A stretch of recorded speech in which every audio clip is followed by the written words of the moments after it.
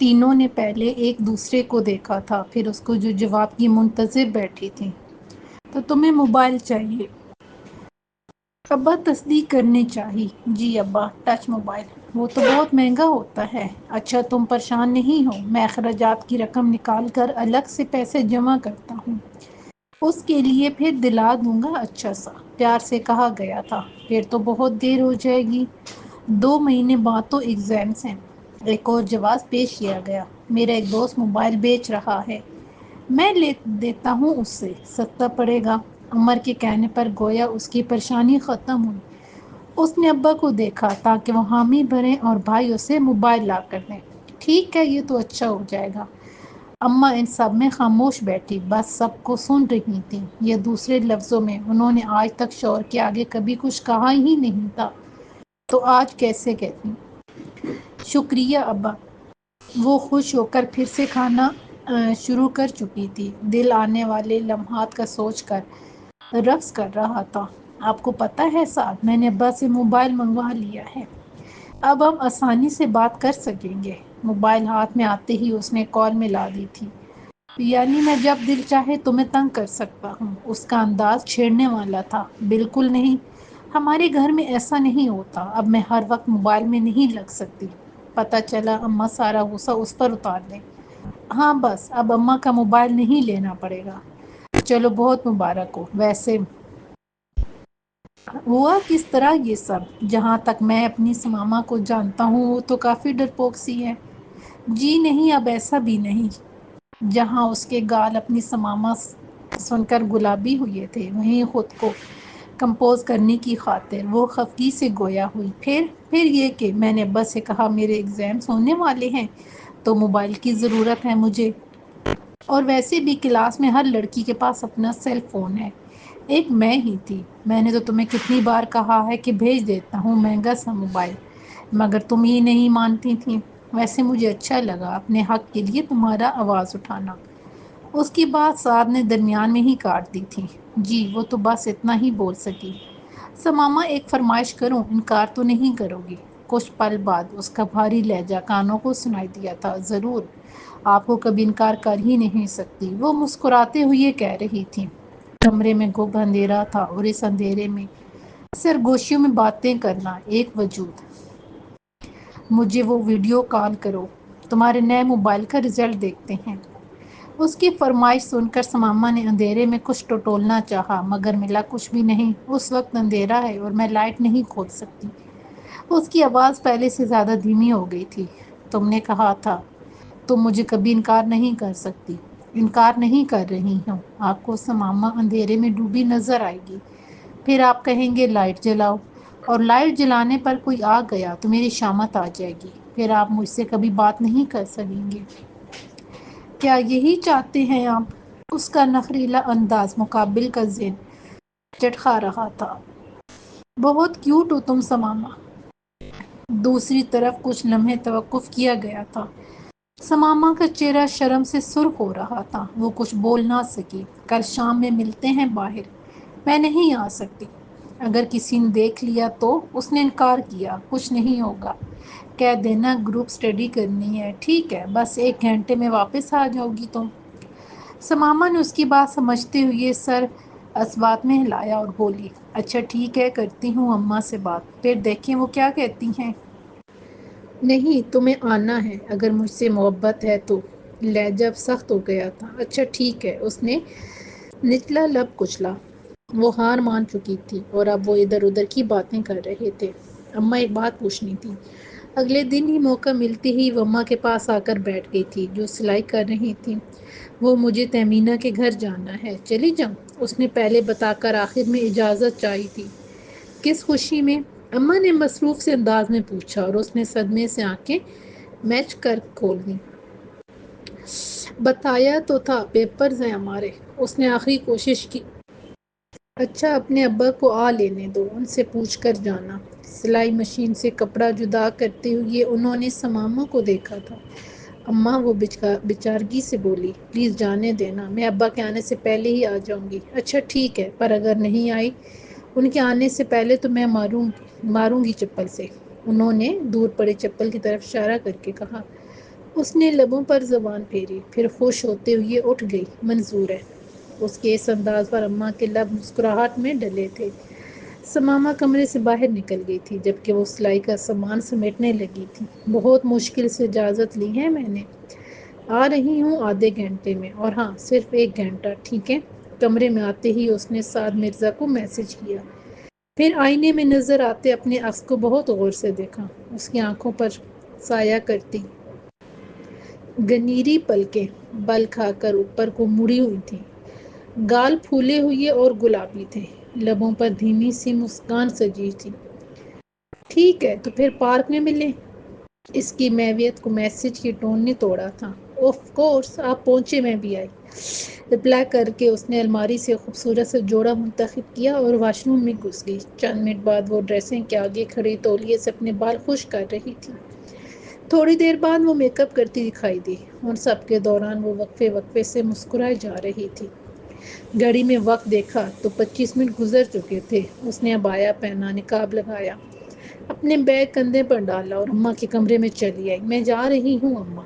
وہ لیٹی ہوئی تھی، اس کی بات پر آنکھوں پر رکھا بازو ہٹایا، پھر جتاتے ہوئے کہنے لگی، اگر دیر کی تو یاد ہے نا؟ جی جی اماں، بالکل یاد ہے، اللہ حافظ۔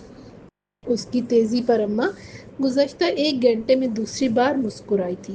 یہ کہہ کر وہ واپس کمرے میں گئی، خود پر 6-7 بار پرفیوم سپرے کیا اور اگلے پل بیرونی دروازہ عبور کر رہی تھی۔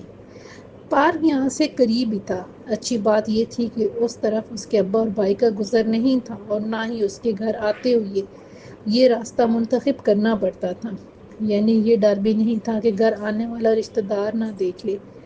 یہ ہر طرح سے محفوظ تھا۔ اسے تھوڑی بہت گھبراہٹ ہو رہی تھی، مگر گھبراہٹ سے زیادہ خوشی تھی، سعد مرزا سے ملنے کی خوشی۔ موسم حد سے زیادہ خوشگوار تھا۔ صبح فوار بھی ہوئی تھی، ہوا کے تھپیڑے اس کا عبایا اڑا رہے تھے۔ پارک آ چکا تھا اور وہ اس کے اندر جا رہی تھی۔ اس نے سعد کی تلاش میں یہاں وہاں نظریں دوڑائیں۔ وہ اسے دور ہی ایک بینچ پر بیٹھا دکھائی دے گیا۔ اب وہ اس طرف جانے لگی، نقاب چہرے سے ہٹا لیا تھا۔ آئیے آئیے، آپ کا ہی انتظار تھا۔ اس سے میویت سے دیکھتے ہوئے وہ کھڑا ہوتے ہوئے بولا۔ ثمامہ بس مسکرا دی۔ سیاہ عبائے میں اس کی سفید رنگت بہت نمایاں ہو رہی تھی، اوپر سے چہرے پر یہ سنگار سے اس کا دل ہاتھ سے پھسل رہا تھا۔ وہ حسن پرست تھا، ہر خوبصورت چیز پر مار مٹنے والا، خوبصورت خد و خال کا دیوانہ، ہر خوبصورت چیز کو منہ مانگے داموں خرید لینے والا۔ کچھ کھاؤ گی؟ ثمامہ جو ارد گرد دیکھ رہی تھی اب اسے دیکھنے لگی، پھر بولی، ہاں پر ابھی بیٹھتے ہیں۔ اس کے کہنے پر وہ دونوں اسی بینچ پر بیٹھ گئے۔ پتہ ہے سعد، اس نے نیچے دیکھتی ہوئی بات شروع کی۔ سعد اس کی طرف قدرے ترچھا ہو کر بیٹھ گیا تھا۔ مجھے ڈر لگ رہا ہے، اگر کبھی تیمینہ اور اماں کا آمنا سامنا ہو اور وہ ان سے کہہ دیں کہ میں اس کے گھر آئی ہی نہیں۔ ریلیکس، کچھ نہیں ہوگا، میں ہوں تمہارے ساتھ، تم پریشان مت ہو، میں جلد تمہیں اپنی عزت بنانا ہے۔ اس نے بات درمیان میں ہی کاٹ دی تھی۔ ثمامہ کے گال شرم سے سرخ پڑنے لگے۔ وہ جواباً صرف مسکرائی تھی۔ سعد بہت غور سے اسے دیکھ رہا تھا۔ آؤ آئس کریم کھانے چلتے ہیں، یہ 1 گھنٹہ یوں ہی گزر جائے گا۔ سعد نے اپنا ہاتھ آگے بڑھایا تھا۔ ثمامہ نے اسے ایک نظر دیکھا، پھر کنفیوز ہو کر لب کچلنے لگی۔ اس کی مسکراہٹ اب سمٹ چکی تھی۔ اس نے اپنے باپ اور بھائی کے علاوہ کبھی کسی کا ہاتھ نہیں تھاما تھا۔ سعد مرزا نے اس کا یوں سوچ میں مبتلا ہو جانا بخوبی نوٹ کیا تھا۔ ثمامہ لہجے میں مٹھاس ہی مٹھاس تھی۔ جی، اچانک ہی اس کے منہ سے پھسلا تھا۔ بھوری آنکھیں گہرے سے آنکھوں میں الجھ گئیں۔ مجھ پر بھروسہ نہیں کرتی، اور اس میں صرف شکوہ ہی شکوہ تھا۔ ثمامہ کو لگا جیسے کسی نے دل پر وار کیا ہو۔ اس نے فوراً ہی اپنی جانب بڑا ہاتھ تھام لیا۔ خود سے زیادہ بھروسہ ہے آپ پر؟ وہ اس کی آنکھوں میں جھانکتے ہوئے بہت مان سے بولی۔ اب وہ ساتھ ساتھ چلتے ہوئے پارک سے باہر نکل رہے تھے۔ سعد کو اس کے ہاتھ پر ریشم کا گمان ہو رہا تھا۔ وہ ایک بار پھر پھسلنے لگا اور ثمامہ وہ اپنے آپ کو کمزور دلائل پیش کرتی رہی۔ آدھے گھنٹے بعد وہ ایک آئس کریم پارلر میں بیٹھے تھے۔ کیسا لگ رہا ہے تمہیں ثمامہ؟ سعد نے اس سے پوچھا، جو بس آخری چمچہ منہ میں ڈال رہی تھی۔ اس کی بات پر کھل کے مسکرا دی۔ بالکل کسی خواب جیسا۔ وہ کسی سیر کے زیر اثر بول رہی تھی۔ اب مسکرانے کی باری سعد کی تھی۔ خواب ختم ہو جاتا ہے مگر یہ سیر کبھی ختم نہیں ہوگا سماما۔ اس نے کونی میز پر رکھی اور چہرہ اپنے ہاتھ پر ٹکا لیا، پر بولی کچھ نہیں۔ چلو آؤ ان لمحات کو قید کر لیں۔ اس کی بات کا مطلب سمجھتے ہوئے پھر وہ دل و جان سے مسکرائی اور اسباب میں سر ہلاتے ہوئے کرسی سے اٹھ گئی۔ وہ دونوں اب ایک ساتھ کھڑے ہو کر اپنی تصویر کھینچ رہے تھے۔ میں یہ سب تمہیں واٹس ایپ کر دوں گا، سعد نے کہا۔ سماما کے تاثرات سپاٹ ہو چکے تھے۔ نہیں، میں یہ تصویریں اپنے فون میں نہیں رکھنا چاہتی، یہ آپ اپنے پاس رکھیں، کسی خدشے کے تحت اس نے صاف انکار کر دیا تھا۔ سعد نے کندھے اچکائے، پھر اس کی طرف جھکا۔ جیسے تمہاری مرضی، پھر ہفتے کو ملتے ہیں کسی اچھی جگہ۔ اس کی آنکھوں میں جذبات ہلکولے لے رہے تھے جو سماما کو بھی بخوبی نظر آ رہے تھے۔ میرے لیے اتنی جلدی آنا مشکل ہو جائے گا۔ نہیں، جلدی آنا زیادہ آسان ہے، پیپرز کے بعد تم کوئی بہانہ بھی نہیں کر سکو گی۔ بات تو ٹھیک ہے، وہ مان گئی تھی، اور شاید یہی وہ بڑی غلطی کر رہی تھی۔ وہ ساتھ کی ہر بات مانتی رہی۔ ایک مہینہ انہوں نے وقفے وقفے سے ملاقاتوں میں گزار دیا۔ وہ کئی بار ایک دوسرے سے ملے تھے۔ انہوں نے یہ وقت بہت اچھا گزارا تھا۔ سماما پہلے گھر سے 1 گھنٹے کی اجازت لے کر نکلتی تھی، مگر پچھلی 2 ملاقاتوں میں وہ 4 سے 5 گھنٹے باہر رہی تھی۔ سی وی او، میک ڈونلڈ، 2 دریا، شہر کی تقریباً ہر اچھی جگہ وہ گھوم چکے تھے۔ ان 23 دنوں میں وہ 10 بار اکٹھے ہوئے تھے، اور یہ 10 کا ہندسہ اہمیت رکھتا تھا۔ اماں نے اسے بہت باتیں سنائی تھی۔ وہ تھپڑ تک کھا چکی تھی، مگر ڈٹھائی کی انتہا تھی۔ بہانہ کیا تھا؟ وہی امتحانات کی تیاری، گروپ اسٹڈی۔ وہ بہت خود سر اور بدتمیز ہوتی جا رہی تھی۔ ہاں، بس اتنا لحاظ باقی تھا کہ ابا کے گھر آنے سے پہلے آ جاتی تھی۔ سعد خود اسے گھر سے تھوڑے فاصلے پر اتار دیتا تھا۔ اسے اور کیا چاہیے تھا؟ پہلی محبت کا سستا سا نشہ اس کے دماغ پر چڑھ گیا تھا۔ اس وقت وہ بیڈ پر اپنی اور سعد کی بہت سی تصاویر پھیلائے بیٹھی تھی۔ جب اچانک اماں کمرے میں آئی تھی، اس نے فوراً ہی ان تصاویر پر کتابیں ڈال دی تھیں۔ وہ اسے دیکھتی ہوئی اندر چلی آئیں اور بیڈ پر اس کے قریب خالی جگہ پر بیٹھ گئیں۔ سماما کی کھوجتی ہوئی نظریں اس کے چہرے پر ہی جمی تھیں۔ ڈر تھا کہ کہیں اماں تصویر نہ دیکھ لیں۔ اس کا حال خشک پڑنے لگا۔ اماں نے پہلے تو بیڈ پر پھیلی کتابیں دیکھیں، پھر اس کی پیشانی چوم لی، جبکہ اس کی آنکھوں میں حیرت ہی حیرت تھی۔ کتنی محنت کر رہی ہے میری شہزادی، اللہ تمہیں کامیاب کرے، اماں نے پیار سے کہا۔ وہ حیرت سے ماں کو تکے جا رہی تھی۔ محنت وہ واقعی کر رہی تھی، مگر علم نہیں، عشق پروان چڑھانے کے لیے۔ کل کالج سے چھٹی کر لینا، اماں اس کا ہاتھ تھام کر بتانے لگی۔ یہ مزید حیرت انگیز بات تھی۔ انہوں نے تو آج تک اس کے تھکن زدہ چہرے کو دیکھ کر بھی آرام کا نہیں کہا تھا، پھر آج؟ پر کیوں اماں، کل ایسا کیا ہے؟ وہ پوچھ بیٹھی۔ کل تمہیں دیکھنے کچھ لوگ آ رہے ہیں۔ اب ایک نہ ایک دن تو ایسا ہونا ہے نا، وہ جذبات سے لبریز لہجے میں بتا رہی تھی۔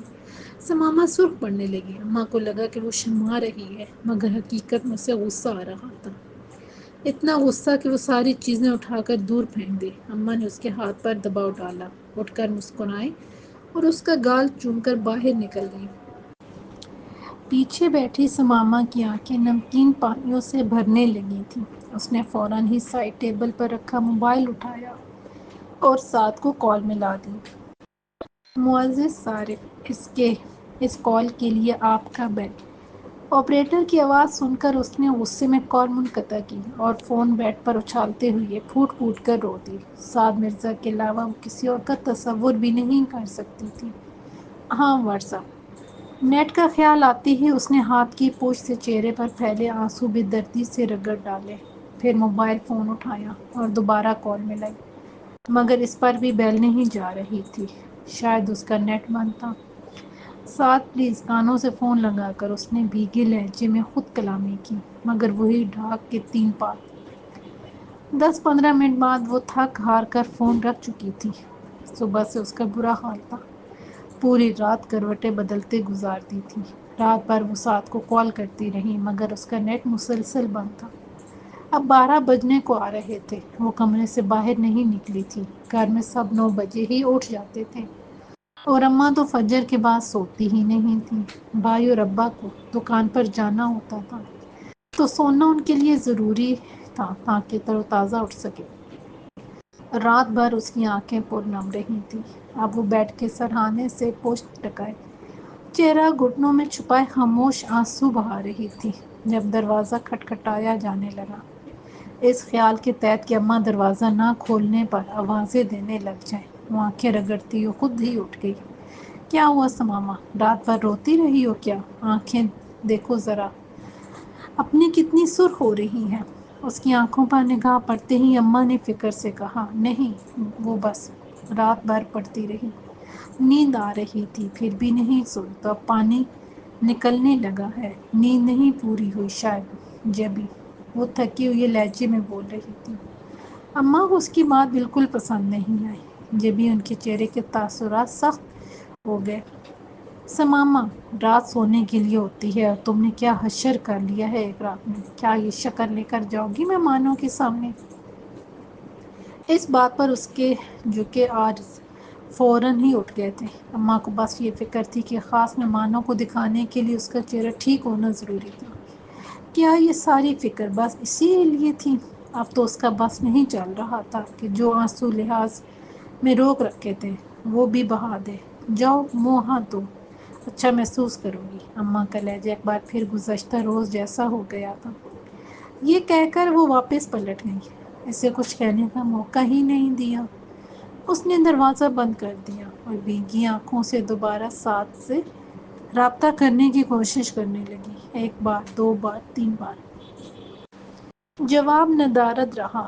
تھک ہار کر اس نے فیصلہ کیا کہ اس وقت خود کو حالات کے سپرد کر دینا چاہیے۔ جیسے ہی ساتھ سے رابطہ ہوگا وہ اسے صورتحال بتائے گی۔ ویسے بھی ابھی شادی تو نہیں ہو رہی نا۔